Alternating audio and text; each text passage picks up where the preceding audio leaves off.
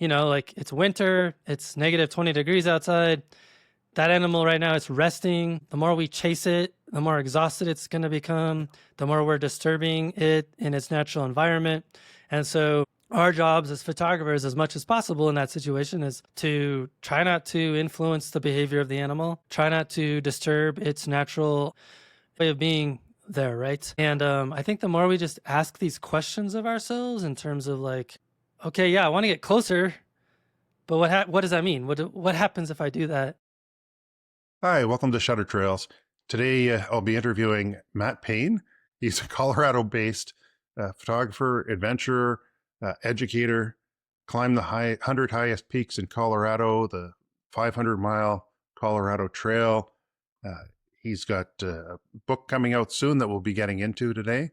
And he's the National Landscape Photography Award. He's a co-creator of that. We're going to get into that as well. He also has his own podcast, a very long running, about 9 years now, F-Stop, Collaborate, and Listen. So he's got a great background, should be a really interesting guest. And I'm looking forward to learning all about him. Morning, Matt. How are you doing? I'm doing pretty good, man. I got a giant thing of coffee, so hopefully I don't stumble over my words too badly. All right.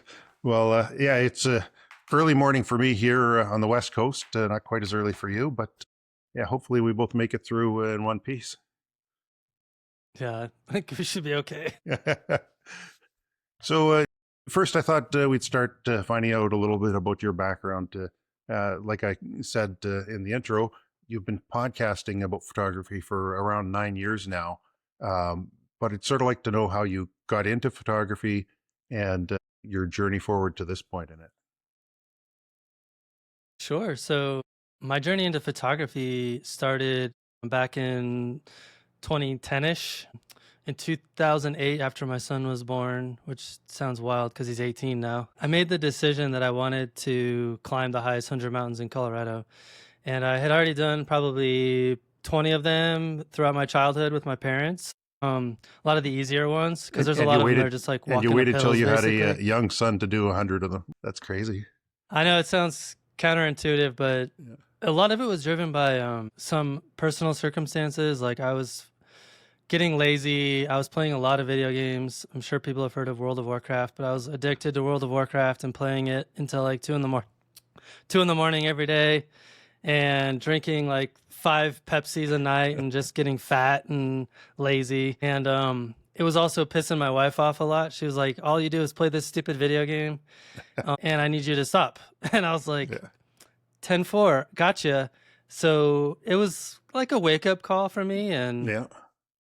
just came at the right time with the birth of my son. I don't know if you have kids, Drake, but Yeah. it They're all changes it, grown up. man. Like Oh, yeah. it changes the way you see the world and changes the way you see yourself in the world in terms of like what you prioritize.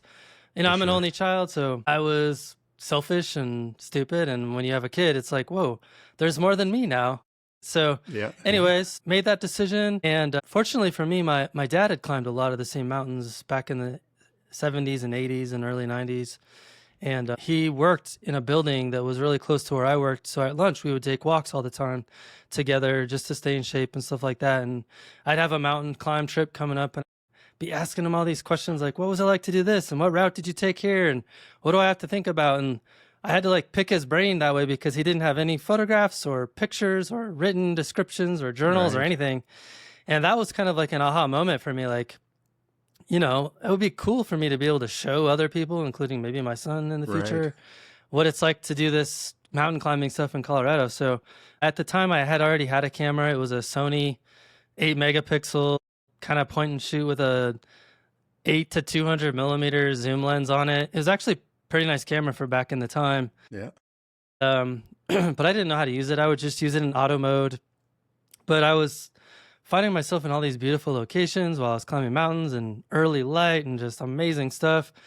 And pretty quickly I got to realize that, man, I really want to do this better. I think this is amazing, the stuff I'm seeing, but the camera's not doing it justice. I obviously don't know what the heck I'm doing. So that inspired me to pick up a new camera. And then I checked out literally every book in the library I could find on photography, probably 20, 30 books, and then read all of them and started practicing and trying different techniques and challenged myself with a 365 project and made a lot of really bad photographs, still make a lot of really bad photographs. Like the But rest that of was us. kind of how I got into it. Is just like just as a means of kind of documenting that journey, and it kind of grew from there in terms of like what I got more interested in. Yeah. Obviously landscape photography, but then all of the subgenres of landscape, and like a lot of people, I kind of did what you do, like followed people online and tried to emulate their images and go to the places they went to, and got real bored of that pretty fast. Realized that a lot of these people were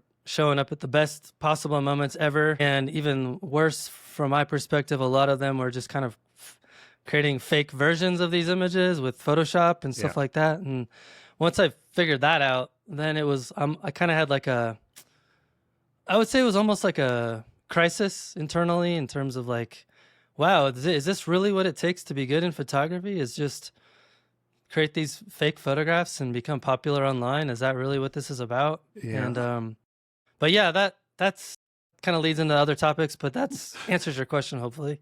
It does. Yeah. Um, I found it interesting actually that you've got a master's in clinical psychology and had your own practice before this and how you transitioned out. It's interesting talking to different photographers about what other careers they had and that they got into photography where you think the other careers are such set, guaranteed type of incomes and that, and photography is a much harder go for it. How did that transition happen for you? And how is it going now since you left and started full time? Yeah.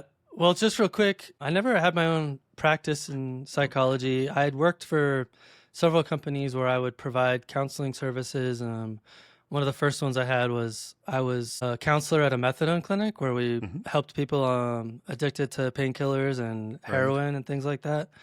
That was a really fascinating job, as you could probably imagine. Oh, Got yeah. to Yeah. work with all walks of life and get to know people who were in the worst parts of their journey. Yeah. And then I transitioned into the community health and community mental health sector and the management side. And so I worked in healthcare for a really long time in the nonprofit side and learned program management and financial stuff and budgeting and running like $100 million department with 20 different employees and crazy stuff like that. So I had to learn a lot about leadership skills. And anyways, I did that for probably 15 years. Um, and then, photography became a huge part of my life with the podcast. As you Yeah. can probably imagine, you're interviewing some of the most amazing photographers on planet Earth and learning from them and growing through their wisdom, which is a lot of what I attribute my growth to, is really listening and paying attention to these people who I've had on my podcast and incorporating the way that they see the world. Now, that was actually one of the best things that I had going for me through the counseling background is I pretty good at listening and asking interesting questions and Yep. letting people just kind of run with it. And that's kind of what a podcast is most of the time. So that's been hugely beneficial for me. But to answer your question more directly, I actually never really had goals to become a full-time photographer, honestly. Like it was Yep. always kind of like a thing that I did for the love of it, the passion of it. I just loved it. Never, I mean, I've always had fun trying to figure out how to make some side income off of it. Right. But it wasn't until I met my now co-instructor for Minch Workshops, Wayne Suggs, down in White Sands back in 2021. And he just asked me straight up, he's like, hey, would you ever be interested in teaching photography workshops full time? And I was like, really? You think I'd be good at that? And he's like, yeah, man, I think you'd be amazing at it. And I was like, oh, okay, sure. I mean, I asked him a ton of questions, like, what is it like? And I was like, yeah, that sounds interesting, man. Let me know. Yeah. And literally, like a year later, out of nowhere, he calls me. He's like, Matt, we need an instructor and you got to call right now. And I was like, oh, okay. Anyways, it was like a huge, crazy fast roller coaster. Transitioned out of my job into teaching full time for Munch while supplementing my income with the podcast and selling prints and Yep. writing and all these other things. Like it's cobbling together all of these miniature streams of income to make it work. But Yeah, it's worked out okay. I'd So, say to your point, it's a much more chaotic financial situation for sure, but right. And it sounds a lot more chaotic generally for your life with you going off on the workshops and all the time and effort you got to put into your podcasts and prints and everything else. How has that been on the family side of things? Is that been a little less stable for that, or are you in so much a better place personally that it's improved things? I'd say it's a mixture. Fortunately, my wife is super chill and she's kind of a homebody, likes being home by herself, doesn't mind hanging out alone. Like she's good with it. She's an introvert, so she likes just doing her own thing. But we've definitely had to be more intentional about how and what we spend our time together on. We Right. plan a lot of trips together, and fortunately, our son he's 18 now, so I mean, we just got back yesterday from visiting a college, and so that whole part of my life is about to begin, which is fascinating. But I'd say it's definitely tricky. For example, I leave in 2 days to go teach 2 workshops, Death Valley and then Outer Banks, North Carolina, Right. and then I'm home for 6 days, and then I go to New Zealand and Australia for a month. So there's a lot of like planning ahead in terms of coordinating family things and like simple stuff like getting the yard ready for spring and summer and Right. like all that stuff, you compress it into like much smaller windows and you have to be really thoughtful about how you use your time. And so that's been very tricky for sure. Yeah. Um, and how was it with your son growing up and you doing your climbing and photography and that? Did he join you on any of these adventures, or has he pretty much stayed at home with mom? Yeah, I'd say early on he stayed home, obviously, like when he was really little, but later on he's joined me on some trips and we've done some backpacking trips, just me and him. I took him to climb his first mountain in 2020. He really had fun doing that. We did a couple more mountains in 2021, so he's enjoyed it. But he's more into music and theater and spending time with his friends right now. So it's being outside with dad isn't super important yet, Yeah. but who knows, maybe during college or after college, and maybe he'll be like, yeah, let's go do a trip together again or Yeah. whatever. So I'm kind of open-ended.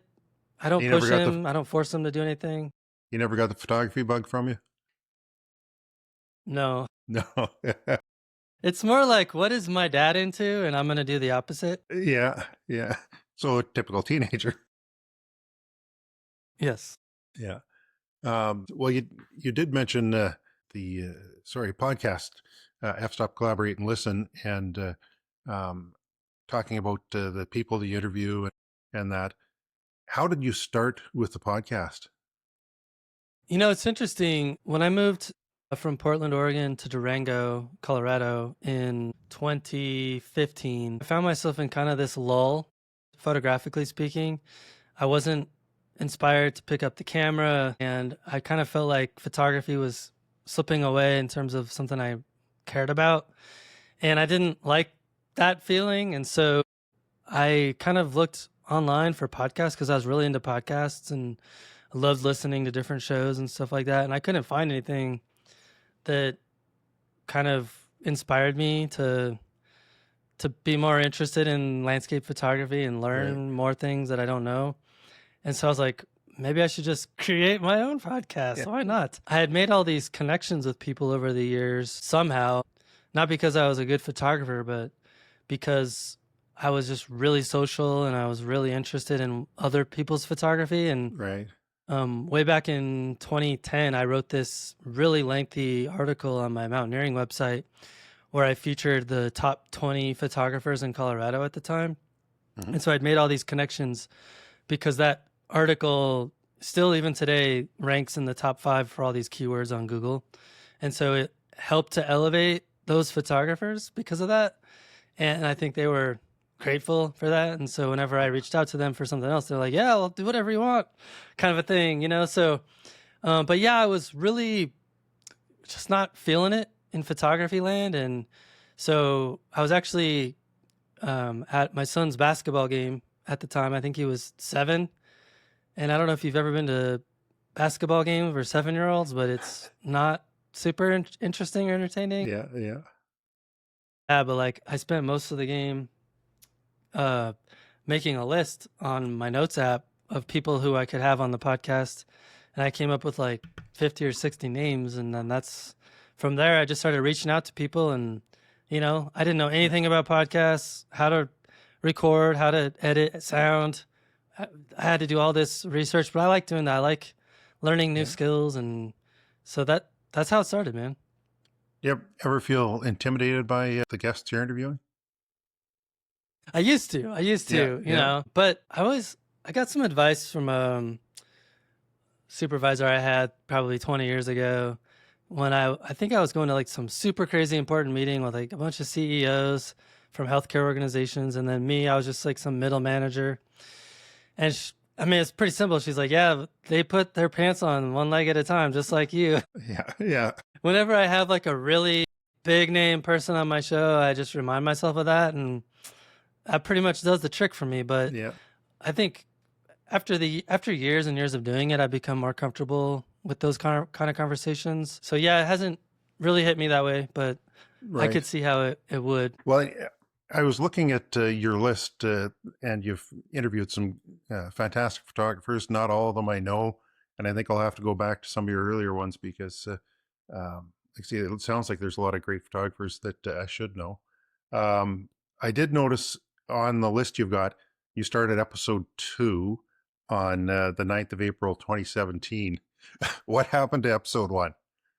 The audio is so bad that Right. I can't subject that to listeners. It was really bad. Like, I think my guest had like gaming microphone and like the sound was garbled, and Oh, I've yeah. tried to go back and fix it, but it just doesn't work anymore. And Have you ever so yeah. re-interviewed that guest? No, because they don't do photography anymore. That's Oh, wow. so yeah, no. Yeah. Um, so at last check, you're up to 464 episodes. Um, how many of those have not had a guest? How many of those are with a guest rather than, I know some of them were group, I think, right?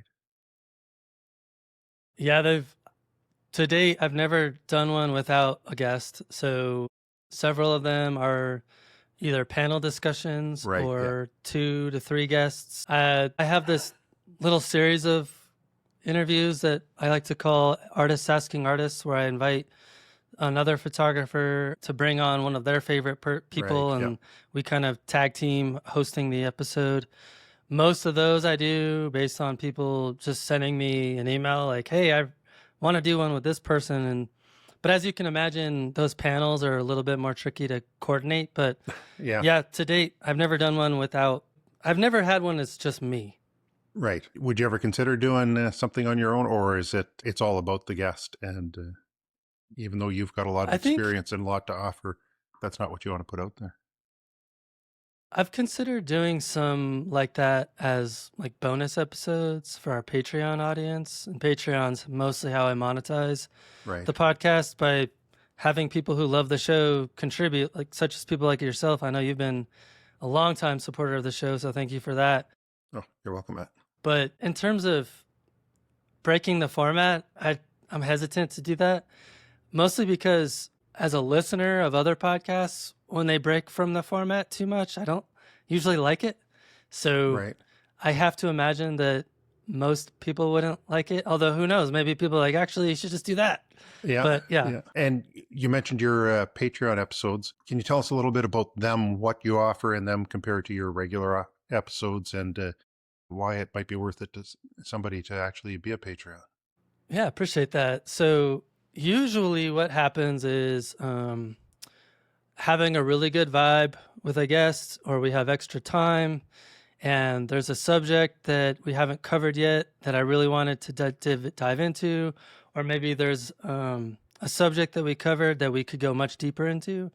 And so usually I'll carve out these kind of bonus episodes with guests where we go a little bit deeper into a subject or cover a subject that wasn't covered on the main episode, and then record 5 to 15, 20 minutes of extra content that's only available for people supporting the podcast. And those are just, $5 a month level. And then at the $10 a month level, you get access to early episodes. So, for example, I just released one this morning. I think it comes out, it's like 90 days early. So, and then I've tried to do other stuff too, like when time allows. Like I've done some live parties with people. I've done some like Ask Me Anythings. I did one a couple weeks back where I basically just live streamed me culling and editing some of my Yellowstone images. So I've been trying to do more and more stuff to, mostly I just feel really bad for people. Like, you're giving Yeah. me your money and I feel like I need to give you more in return for Yeah. that money, even though most people say, I'm just giving you money because I support what you're doing and I want you to keep doing it. And I get that. But the way I'm wired, I'm like, yeah, but I want to give you more now. So that's the gist of it. I've got, Yeah. I think I want to say like 240 bonus episodes, something Wow. like that. Yeah. Yeah. That's an incredibly diverse and large catalog you've got of episodes. How long do you see yourself being able to keep doing this? As long as I can. I Yeah. mean, I definitely have had a few moments over the last 2 years working full time for Mutual Workshops where, like, for example, I'm about to go on this trip where I'm going to be gone for a month and a half mostly. And so, as you can imagine, keeping a weekly schedule of episodes coming out is really, really challenging in that environment because Yeah. I can't schedule and coordinate podcasts while I'm out teaching in the field. I've had a couple of times where I'll do like a audio only on my Zoom recorder episode with my co-leader, and those have been really fun to do. But keeping up with that weekly cadence has been really challenging, but Right. I've committed myself to keep going with it. I did query my Patreon supporters, their thoughts on it, and 90% of them are like, do whatever, man. If it's too hard for you, don't worry about it. But I Yeah. was like, I can do it. So, but yeah, I mean, as I mentioned, my son's about to go to college, bro. So Yeah. the college he wants to go to costs more money a year than what I make with all my income. So I got to do whatever I can. Yeah. Yeah. Education's not cheap. It's rough, dude. Yeah. It's really rough. So out of all the guests you've interviewed, like I said, there's 464 of your main episodes. Is there any common themes that come up on the photography side that you can highlight right Mm. now? Yeah, it's interesting. One of the things that emerges consistently is that the people who have been doing it for a really long time and have found success in it, they emphasize not worrying about the technicals, not worrying about the gear, not worrying about external validation, but really focusing inward on the creative process and what drew you to creating images in the first place, and really leaning heavily into who you are as a human being and let that kind of guide the types of images that you make and in the way that makes them unique based on your perspective. Right. And I think that's been really enlightening for me in terms of also how I've incorporated that thinking into my approach to photography as well over the last probably 10 years now. Yeah. And it's really helped me come into my own as a photographer and take risks and try things and try to create images that are different and unique. And so I think that's one of the most overarching themes that I can come up with for you. Right. And talking about your own photography, you obviously you've climbed the 100 peaks. You've taken a lot of epic photos from mountaintops. Some of them you sent, I'll share here on the video, but just some beautiful sunrises and just like perfect lighting for a landscape photographer. Um, what what other areas do you get into in your photography besides the ones that you've done when you're climbing? So it's interesting. Since I've started working with Munch, obviously, when you're doing a workshop, you're not taking 10 people to the top of a 14,000-foot mountain to get photographs at sunrise. It's just not feasible for most people's No, not unless you got a helicopter. fitness levels. But that's actually been really good for me because oftentimes we'll go to very popular locations or destinations or very, I want to call it iconic scenes, right? And most of the time when I'm at those scenes, I don't want to capture the kind of typical image.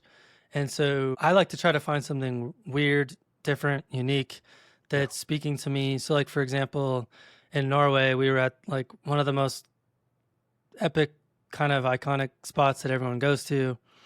And I was photographing ice that was reflecting the sunlight with a macro lens. Like, that's what I was drawn to. And I think that kind of enthusiasm and differentness rubs off on the students as well, because a lot of times people go on these workshops and, they want to get those iconic images, but, as photography goes, you show up to these places and it's not what you imagined, or the conditions aren't what you saw from online. And as I mentioned, a lot of the images you see online aren't even really what that photographer captured anyway. Yeah.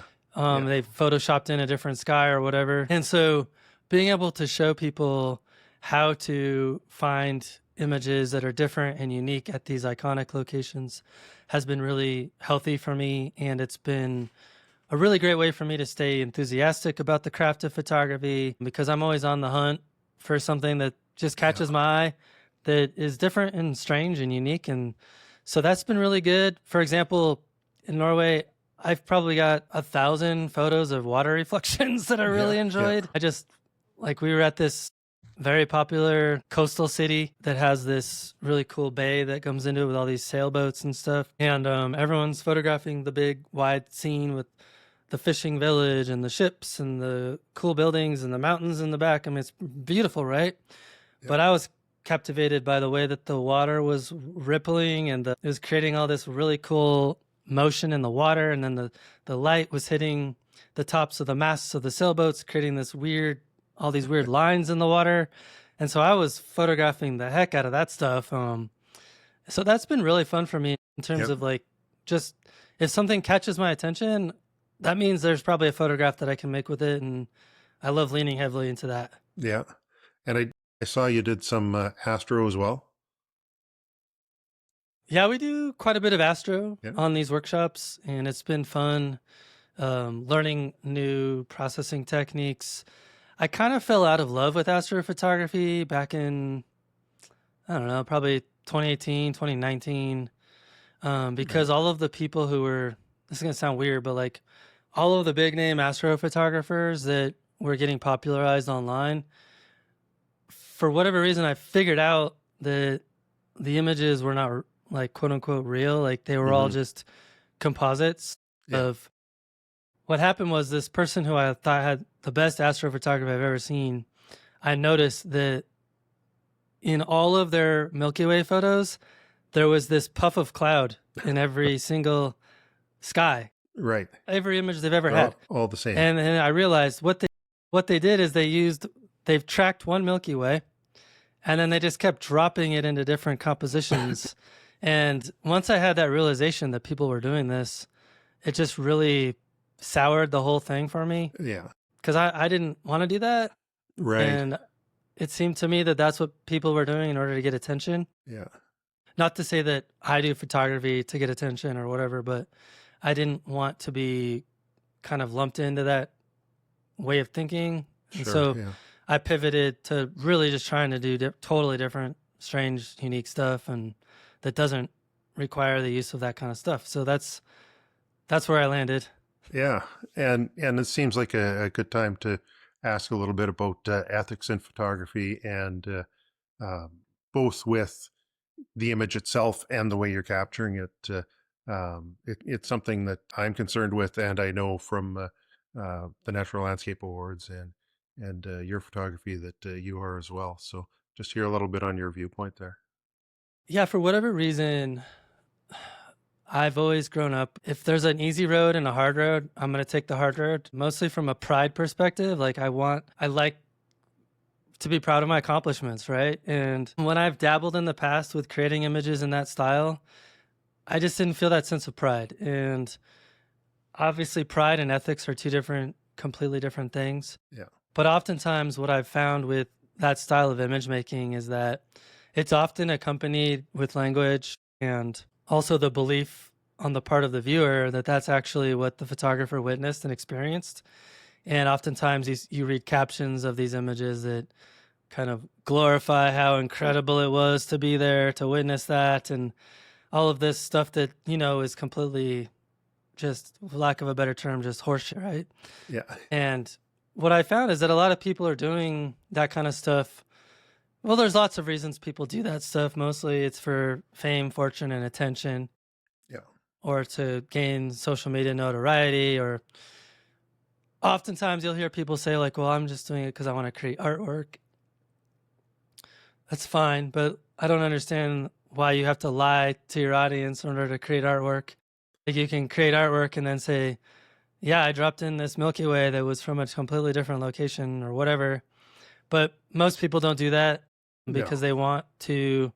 they know what's going to happen is that people are going to be like, oh, that's not the same, right? They understand that.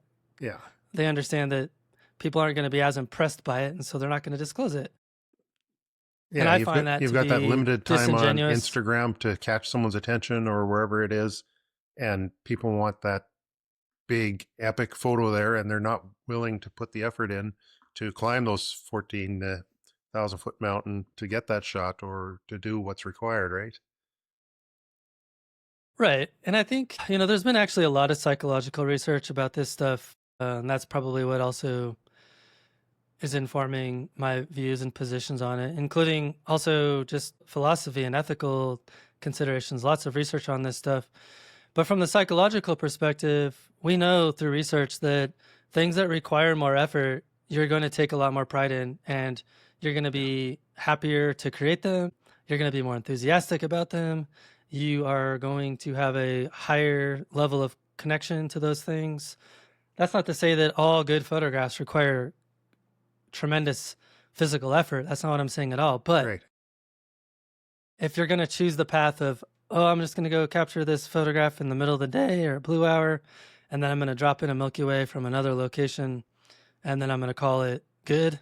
versus taking the time to figure out when the Milky Way is actually going to be, where it's going to be, showing up there, putting in the work to actually photograph the scene at night, which might mean using artificial light, or it might Yep. mean doing 20 sequences of focus stacked long exposures for your foreground and then blending in the sky that was actually there at the same time.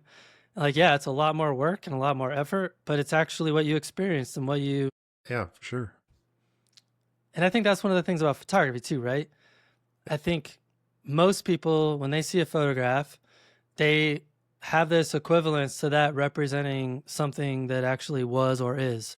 Yeah. And that's not to say that photography has to be quote unquote representative of reality. However, when you're photographing natural things in the world and you're doing it in a way that looks really natural and real, most people looking at that are going to assume that it is. For And sure. it's been fascinating seeing how people's opinions on this have shifted since the advent of generative AI, because generative AI is actually very, very good at recreating these types of photographs Oh yeah. that composite photographers have been pushing onto us for the last decade. Yeah. And I've seen a lot of people who engage in that type of image making get really frustrated and upset about generative AI because it's basically doing what they're doing, but a lot faster and a lot easier. Well, and the And so that's speed just that been it's really interesting. improving, the speed that it's improving its quality from a little over a year ago having six fingers on a person to now being almost impossible to tell in some of the better cases, right? And where it Right. might lead. Uh, it's something that's totally different than the experience you get out in nature doing it yourself. But it's getting harder and harder to distinguish. And Right. like you said there, people aren't letting you know what they're doing, and it seems deceptive doing it that way. And hey, look, if you are the type of person who gets a lot of joy out of creating composites, and it's expressive for you and you feel like you're creating artwork and it's fun and all of that, I'm all good with Oh that. Like, yeah, that's not what I'm talking about. What I'm talking yeah, about is how typically people who are doing that stuff are not being honest with their yeah, viewers about what it is they actually created, because they know that photography has this concept of representing an actual experience, and they don't want to ruin that perception of their work with their viewers. And so yeah. Yeah. I just think people should be honest. That's it. Yeah, for sure. For sure. Um, Along the line of ethics still, out in nature, sort of the field craft of what you're doing, um, what are your ethics there as far as uh, not disturbing nature, whether it's wildlife or the environment? Uh, Tell me a little bit about that. Yeah, I think this is an important subject, and it's something I just wrote an article for Wild Eye magazine that comes out soon on this subject. I think as nature photographers or people who are tourists with cell phones, I think we get really excited about the places we're visiting, and that enthusiasm often turns into us trying to do whatever we can to get the photographs that we want. Totally appreciate that. However, I think it's really important that we just take a pause for a second and think about the potential ramifications of our actions in order to get the photo. So, in 2019, me and 9 other photographers, we created Nature First Photography based all around things that we were seeing around the proliferation of Instagram and geotagging and the impacts of increased visitation to certain locations, and not just photographers, but just tourists with selfie sticks and stuff like that. And we just wanted to create a framework for people to operate under that gives you some guidelines. And it's interesting because I often find myself on these workshops in locations or in environments where I don't know the rules and I don't know Right. how I'm supposed to act. For example, in Yellowstone, now there's lots and lots of rules about how you're supposed to engage with wildlife there Sure. with the camera. And I don't have that stuff memorized, but fortunately my co-leader, she's a Wyoming certified naturalist. And so every time we would do a wildlife encounter, I'd ask her like, okay, what are the rules from engagement here? What are the things we need to be thinking about? Like, hey, there's a really great photograph of a coyote right there, but like, how should we think about approaching the animal or not approaching the animal? And what happens if we do approach the animal? Like, what's the deal? Why not? And so she explains like, like it's winter, it's negative 20 degrees outside. That animal right now, it's resting. The more we chase it, the more exhausted it's going to become, the more we're disturbing it in its natural environment. And so our jobs as photographers, as much as possible in that situation, is to try not to influence the behavior of the animal, try not to disturb its natural its natural way of being there, right? Yeah. And I think the more we just ask these questions of ourselves in terms of like, okay, yeah, I want to get closer, but what does that mean? What happens if I do that? Yeah, I might Yeah. get a better Yeah. photo, but what are the trade-offs for that? And I think it's important that we ask ourselves like, if I do this, what are the possible ramifications of that? And I think Right. the larger your influence in terms of your social media numbers and how many people look up to you, I think the more you should be thinking about this stuff. For example, there's a photographer that has millions of followers on Instagram, Facebook, and they're constantly geotagging these sensitive locations in Yeah. Hokkaido, Japan, and other places around the world without like pretty recklessly in terms of like very specific spots. And then what's going to end up happening is that hundreds of thousands of people are going to go to those locations Yeah. and not be equipped with the knowledge and the information and these ethical considerations of like, what should I be thinking about before I go there? A lot of these locations in Japan, for example, cultural sensitivity, these are people's properties. Like, and what's happened is like these busloads of people get dropped off next to a farmer's land in the middle of a dirt road, and they're inundating this dude's property with drones and cameras Yeah. and trespassers. And so it's, like, think about the amplification effect of what you're doing before you do it. And Yeah. I've taken that very seriously with my own work. I had a photograph last year, fall color, that got a lot of attention online. And a lot of people were accusing me of that it was AI, but they wanted me to prove that it was a real place Right. by giving them the exact coordinates on GPS. And I refused to do that. And so they're like, well, you're lying then. I'm like, no, Yeah. I just don't want hordes of people to go to this spot because it's in the middle of the wilderness. There's no trail to get here. There's no bathroom facilities. Yeah. This place cannot handle thousands of people going to it, and I'm not going to tell you where it is. Yeah, and I mean, I've heard of several good examples of that type of thing happening down in Southern California when they have these flash floods and then the big blooms after. And photographers, once they start posting stuff, so many people flock to there that everything gets trampled. And these flowers that are very delicate, have a very brief lifespan, are trampled because people want to get the ultimate shot and don't care about stuff in the foreground. So yeah, it's unfortunate that social media has that negative aspect to it, and people don't respect nature and the environment anymore, or not like they used to, it seems. Yeah, it's I do think that's an ethical thing in terms of what you prioritize as a human being. I mean, to me, the message is for those individuals, again, broad brushes here, but me showing my friends and the people I know that I'm in this place and telling them where it is because that has social proof. And it's almost like a bragging rights kind of a thing. Like, I was here.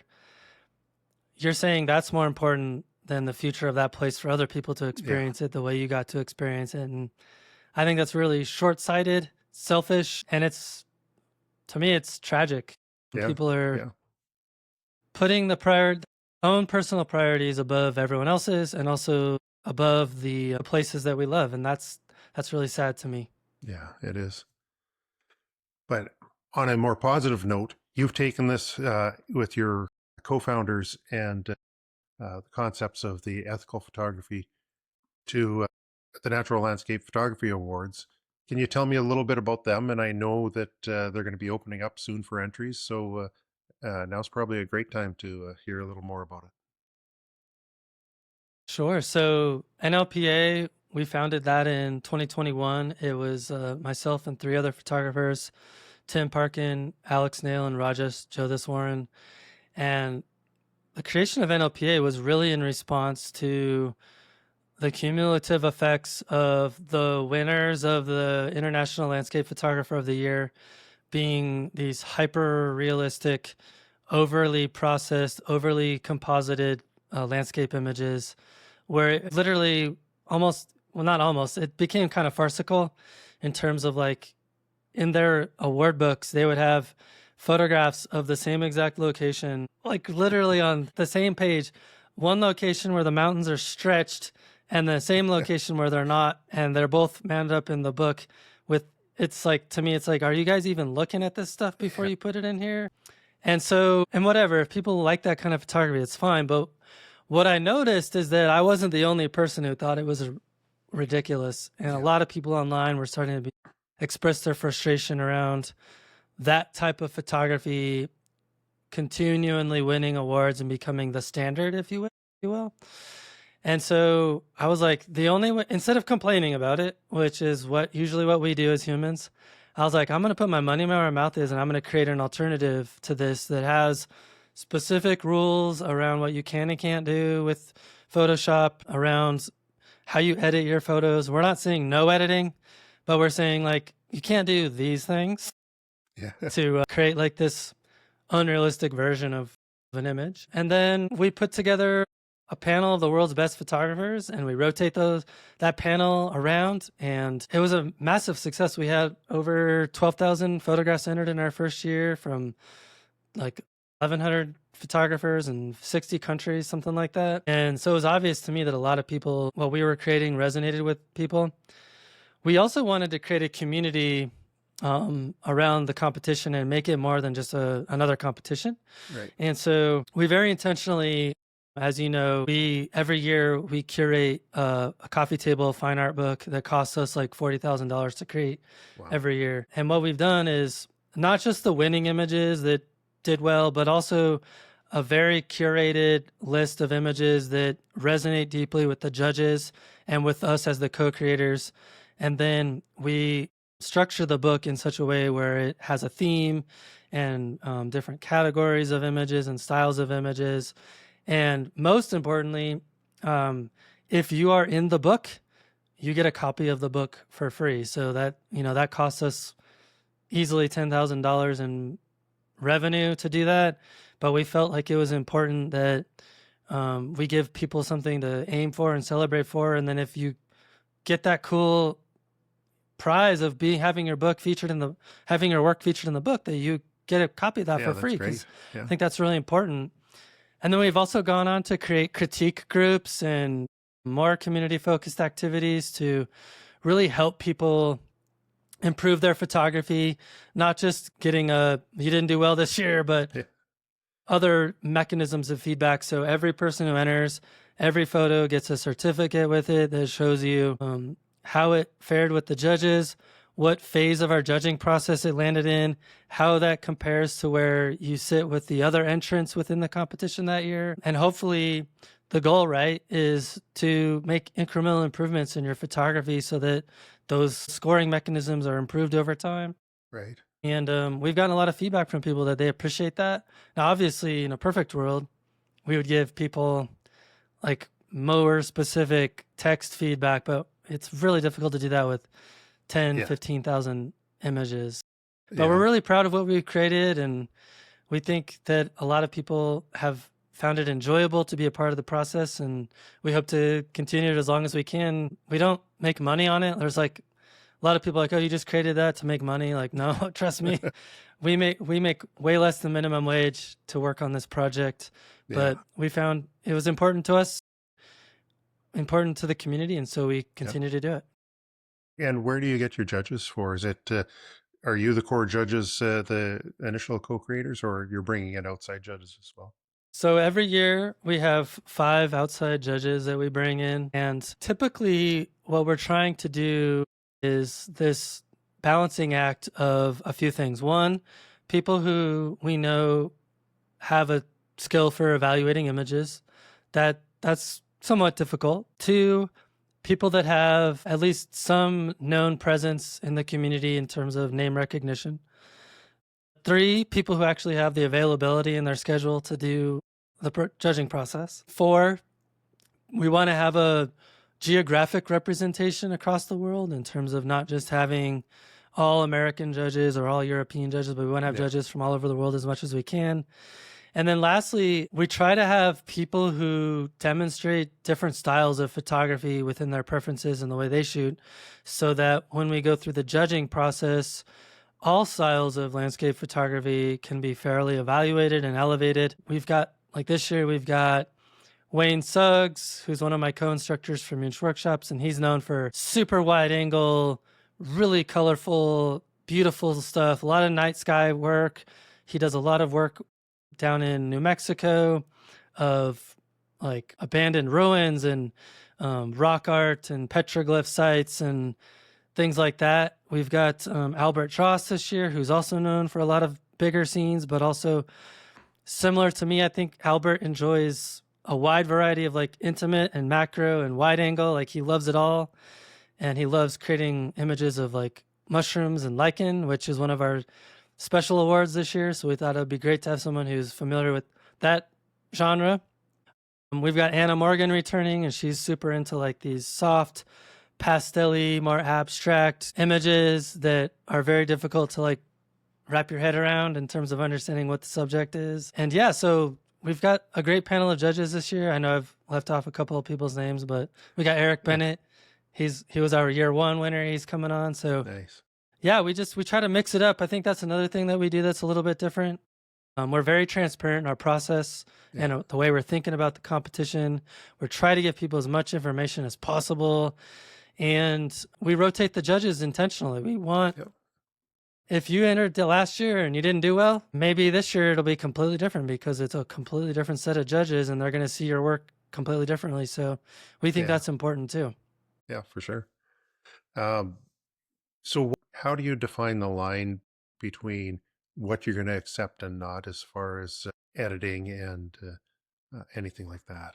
So we kind of have this overarching golden rule, which basically says that the integrity of the subject must be maintained. And so when we look at the raw file, so we request raw files from anyone who makes it past the first stage of judging. And when we compare your raw file to your JPEG, we're expecting to not see like warped objects, a ton of removed objects, composited things, shifted focus, perspective blending. We don't want to see you dropping in different skies or cloning things out that are actually a really important part of the photograph or that are non-transient in nature. Like if it's a transient object, like a person walking through the scene 200 meters away and you clone them out, that's fine. But if it's like an electrical pylon that's going to be there in 20 years, like, Yeah. sorry, that's part of the scene and that's needs to stay. Right.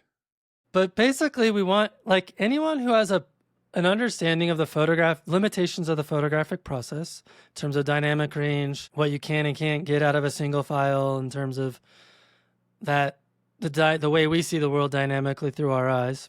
And then also an understanding of like how some lenses have distortion naturally and that's normal and fine, or how you need to overcome certain technical limitations using focus stacking, normal and fine. But what we don't want to see is like, I'm going to take this scene of this mountain that everyone's been to before, and I'm going to get rid of this whole section of trees over here because it doesn't help my composition. And I'm going to warp the mountain so that it looks bigger and taller. And oh man, there was no clouds that day. So I'm going to take some clouds that I photographed in Alaska 20 years ago, and I'm going to put those in the sky. Those are the kind of things that we're trying to eliminate from being elevated in the competition. Right. So to finish up on this topic, why should somebody who's never entered a contest before, why should they enter this one in particular? Well, I think if you've never gone through the process of trying to figure out what work you have in your catalog could do well in a competition, I think it's a really fun exercise. Just that exercise of going through your work and making the tough decisions and being tough on yourself as to like what's good and what's not good, that's going to make you a better photographer right off the bat, because it's going to show you what your limitations are. It's going to show you areas where you need to grow. And it's going to also give you the opportunity of saying, I'm not sure if this is good or not. So I'm going to have a panel of 9 people look at it and tell me what they think of it. And then they're going to give me a scorecard back that says roughly how good did this photo do with them. So I think it's a great way of getting feedback on your images. I think it's important to go into any competition with a healthy expectation that you're not going to do well, but it's going to be interesting to see how the results are. I enter a handful of competitions myself every year. I never have the expectation that I'm going to win or do well, but it is always interesting to see how my images stack up. And perhaps more importantly, at least from my own perspective, is it's nice to see how you do over time. Like when I look back at my images from 2017 versus 2024, I've definitely made improvements and my images have gotten a lot better. And I think competitions kind of give you these snapshots in time where you can fairly evaluate yourself, how well you're doing as a photographer. Now, with that being said, competitions are subjective, and I think there's really no way around that. However, I do think it's a fun activity to see kind of how other people are viewing your work. And, you know, we give every image a fair shake. So we have multiple stages of judging. Every image gets looked at multiple times by multiple people. We have processes in place in our judging process to where if we have an image, for example, that one person really likes, but no one else likes it, it's still going to get through to the next round, because that means someone saw some potential in that image and we want to give it a fair go of it. So Right. I think in terms of the landscape of photography competitions, I think we're the best in terms of how we've designed the process, because we're photographers too, and we're frustrated with how competitions work also. And so anytime I enter a competition, I'm like, why did they do it that way? That's stupid. I hate that. Yeah. We need to do it better than that. So that's kind of the angle we take. And when do the entries open this year? We open on April 15th and April we close 15th, on May 31st. So they're opening about 2 weeks after this podcast is going live. So I haven't entered yet, but I think this will be the first year I do. Every year I keep thinking, yeah, I'm going to enter. And then all of a sudden the deadline's passed. So now there's no excuse. We know when the deadline is, and I look forward to entering this year and hope there's a lot of other people that are going to have the same enthusiasm and enter as well. So I think it's time to talk about your book, The Colorado Way. Tell me how you conceived of this book and a little bit more about Yeah, sure. So, as you mentioned earlier, I did the entirety of the 500-mile Colorado Trail. I did that in 2023. Took me 35 days. On the way of doing the Colorado Trail, I set aside extra time while I was on the trail to climb 30 mountains along the way. And I went into the journey of doing the Colorado Trail with the intention of using it as a vehicle through which I would purposely force myself to think about different subjects relating to psychology and philosophy and my personal journey in photography and mountain climbing and whatnot. And so every night on the trail, let me back up. Every day on the trail, I gave myself a topic to just think about. And then at the end of the day, I recorded a video of myself talking about how the day went, more from a personal perspective and how am I doing physically and how was the experience so far, but then also what did I think about in terms of that subject. That process of doing that every single day then became the foundation for me to write 25 essays for my book, which took me about a year and a half to write all those essays and to design the book. The concept of the book is it's kind of a unique idea. I've got all of my personal memoir and history and experiences from all my adventures of climbing the highest 100 mountains in Colorado, paired with doing the Colorado Trail, blended in with all of these psychological and philosophical concepts that I thought about while doing the Colorado Trail. And so every chapter kind of has a similar layout. I introduce a concept, for example, vulnerability or anxiety or the power of nature. Just 3 examples out of 25. And then what I do is I kind of introduce the concept from an overall perspective. I talk about some of my personal experiences as a photographer or a mountain climber that relate to that concept, sometimes being very vulnerable and open with some of my own personal foibles. And then I tie it all together at the end of the chapter with scientific findings, things from the literature, things from either psychology research or neuroscientific research, talk about the importance of that subject, and then I leave people with like their own action plan of if this is something that you want to improve on in your life, here's some things that you can do in your journey. And so every chapter is kind of follows that same format. And then along the way, I've interjected photos from that are relevant to those stories or that are metaphorical relating to the concept. So that's the idea. It's like 230. Man, I should get this number right. 232 pages, I pages. think. And over 232 pages. and over 140 photos. I did. There you go. Yeah, I did read up a bit. See, you know more than I do, but that's the idea of it. I'm also excited. When I did the Colorado Trail, I kept a GPS track of the entire journey. And then I had all of the pins, the GPS pins of all the highest 100 mountains in Colorado. And I hired a cartographer to use those GPS assets and create specialized maps. And those are in the front of the book that kind of show you the whole journey, where things are laid out and stuff like that. So that was a really exciting part of creating the book as well. Yeah. It sounds like you go in a lot more depth and a little different direction than the typical photographer's coffee table book with this. So looking forward to seeing that. When is that coming out? So the book should be arriving on March 23rd, if all goes well with the freight company and all of that fun stuff. It literally will get here, I think, the day after I get home from my next workshop, which I leave for in 2 days. And then I've got about a week to fulfill all of my Kickstarter orders and people who have pre-ordered through my website.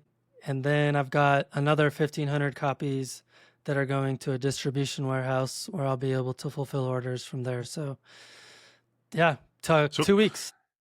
How involved were you in that whole process of creating it and selecting who was going to be printing it? 100% of the process. I designed the entire book myself with a caveat that Tim Parkin, who designs our books for NLPA, he helped me kind of create some templates in InDesign that I could kind of use a little bit But other than that, I created the entire layout from there, sequenced everything. So if you don't like that, you can just blame me for everything. Actually, it's funny. I just had someone on my podcast, two people on my podcast who just got done designing books, but they both used the book designer, and I was like, oh, I was jealous because they came up with some really cool ideas for their book based on what the book designer thought might be cool. Yeah. But it is kind of neat to be able to say you did it all, Yeah. but Yeah. it is a lot more work for sure. I just interviewed Dave and Kelly Hutchinson, who are a couple of Vancouver Island photographers who published their own book last year. Now it's been a year since it came out, and they used all sorts of different people to help them with it.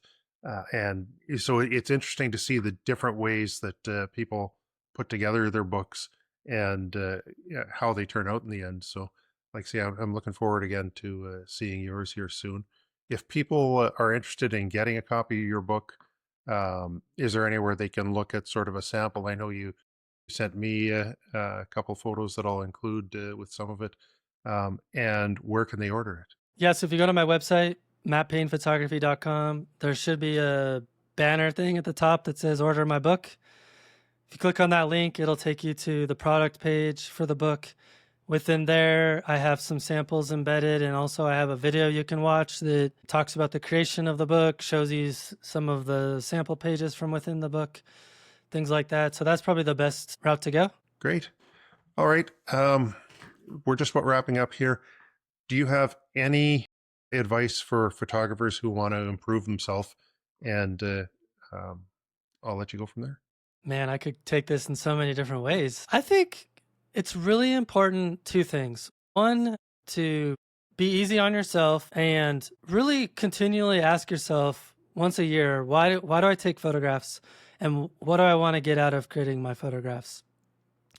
And it's okay for those answers to change, right? But I think it's important to look inward instead of looking outward in terms of feedback. A lot of people, it's funny, like there's a trend on Threads now where people are, it's like, well, there's stupid trends on Threads every day, but like the one that's now is photographers are complaining about the photography community, and then they show how many followers they have on Instagram. And they're saying like, there's no such thing as a photography community because I have no followers. And it's like, I think maybe you're doing photography for the wrong reasons if that's what you are looking at. And I get it. We want people to see our work. But I think if you focus more on those intrinsic reasons of why you create, I think that external validation is going to come naturally at some point, and you don't have to chase it. Yeah. Because people are going to see that you care and you're just creating stuff that you love and you have passion.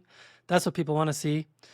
And then two, kind of counter to what I just said in terms of external validation, I think it's really important that you seek out feedback from people that you respect on your work.